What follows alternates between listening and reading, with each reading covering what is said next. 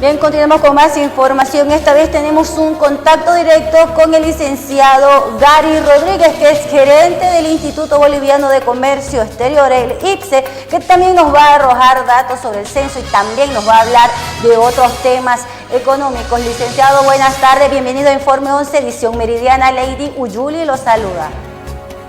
Lady, buenas tardes, un gusto de saludarle y por su intermedio también a toda la audiencia de este programa de Canal 11. Bien, licenciado, vamos a hablar primero del tema censo. De acuerdo a los datos estadísticos arrojados, ¿cuánto aumentaría la población en Santa Cruz? Mire, en el año 2012, que es el último año de censo en Bolivia, teníamos un aproximado de 2.7 millones de personas.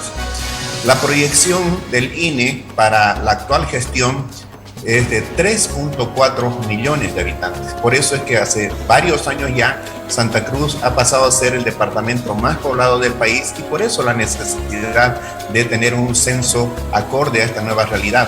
Dicho de otra forma, desde el año 2012 hasta ahora, en 10 años, hemos incrementado 700.000 personas, sea por la migración interna, sea por la tasa vegetativa de crecimiento, pero los recursos no están acompañando para atender a esa población en términos de educación, de salud, de infraestructura, seguridad ciudadana, etc. Yo creo que con este censo muchas cosas se van a poner en orden, entre ellas la distribución de los recursos públicos en función de las necesidades y de las densidades poblacionales por departamento. Esto quiere decir que la salud, la educación, empleo y otros aspectos mejorarían. Claro que sí. El censo es un instrumento básico de planificación, no solo para el sector público, también para el sector privado. Si tuviéramos que identificar 3 aspectos buenos del censo, primero, vamos a conocer exactamente cuántos somos en Bolivia y cómo se han dado estos movimientos internos, por qué razón Santa Cruz se ha convertido en ese factor de atracción y cuál es nuestra realidad que permita tener más recursos, reitero, en función de las densidades poblacionales, recursos públicos. Eso va a beneficiar a las gobernaciones, a las alcaldías, a universidades, al departamento en sí. Segundo, va a permitir optimizar el gasto del gobierno central en lo que es infraestructura, en lo que es salud, en lo que es educación, etcétera.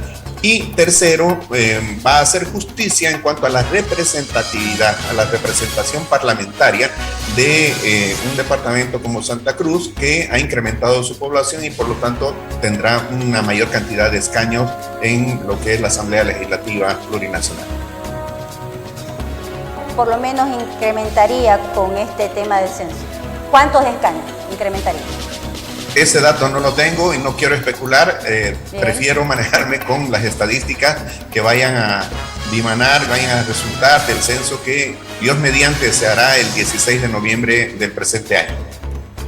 Licenciado, ¿cómo puede ver usted el desarrollo del censo poblacional? Mire, el gobierno sacó un decreto el año pasado, en julio, y todas las voces de la sociedad civil aplaudimos la realización del mismo, que además se va a dar por mandato de la ley. Han pasado 10 años y corresponde hacerlo en esta gestión. Hace 2 semanas atrás, el director del INE sale a reconfirmar que sí se hace el censo el 16 de noviembre próximo y la semana anterior de que hay un plan, que hay una planificación que se está ejecutando. Creo que lo que urge en este caso es sumar esfuerzos, sumar capacidades, sumar fuerzas. Yo espero de este censo que en vez de que provoque divisiones sea un factor de unidad para los bolivianos, porque al final de cuentas estamos hablando del país, estamos hablando de diversos que deberían tener en esa diversidad una unidad. Bien, licenciado, las instituciones han convocado a una marcha el día de hoy. Se sienten que la información se está escondiendo, que no hay democratización de los mismos, que no hay plazo. ¿Usted qué opina? ¿Estamos a tiempo para poder realizar un censo de manera efectiva? Bueno, hay voces discordantes, ¿no? Se ponen ejemplos en algunos países que la cartografía dura 2 años, que apenas tenemos 7 meses por delante. La autoridad, en este caso el Ministerio de Planificación, que tiene que ver con el financiamiento y con la ejecución del INE, dan por hecho de que su planificación va a funcionar, y en función de la manifestación de la sociedad civil que usted menciona, hoy día hacía esta declaración a 2 medios estatales, decía que la mejor forma de resolver esto y de crear confianza y darle certidumbre al censo es la transparencia, es sentarse a dialogar y mostrar las fortalezas que tienen las instituciones públicas, también sus debilidades, para acoplar esfuerzos con las gobernaciones, con las alcaldías, las universidades, para que entre todos los bolivianos saquemos un buen producto como es el censo.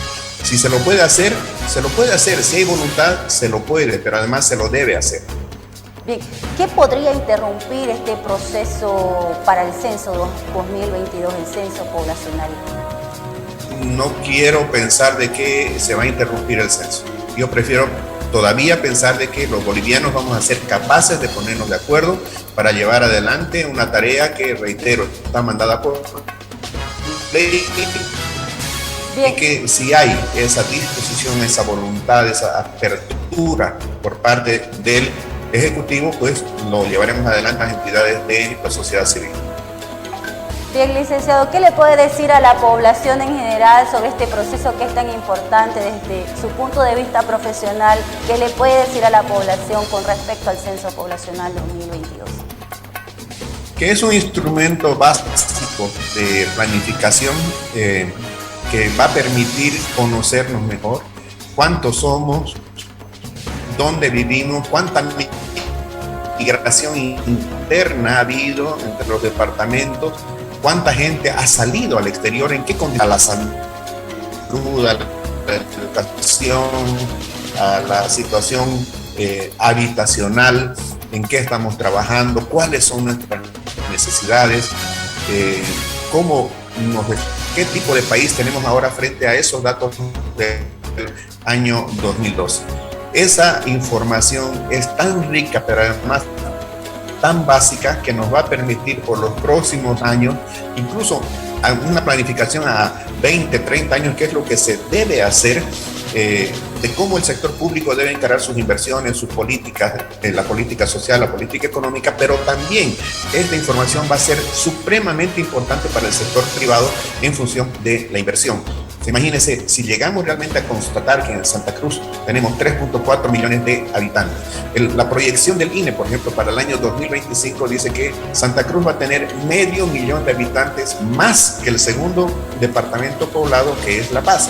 Entonces, si se confirma esa dinámica de crecimiento, las proyecciones de expansión en lo que es habitación, lo que es construcción de viviendas, lo que puede ser las actividades, los requerimientos de mano de obra, etcétera, va a ser de gran utilidad y por supuesto nos tiene que ayudar para mejorar nuestro desempeño en el sector público y privado, en función de que de combatir la pobreza, de generar empleos dignos y de crecer más como país. Bien, gracias, licenciado. Vamos a cambiar de tema y quiero que preste atención a la siguiente nota. El día de ayer, el ministro de Finanzas había anunciado una posibilidad o una probabilidad de un doble aguinaldo para este año. ¿Qué opina usted referente a estas declaraciones? ¿Se podrá tener un doble aguinaldo tomando en cuenta el crecimiento estadístico y todo eso?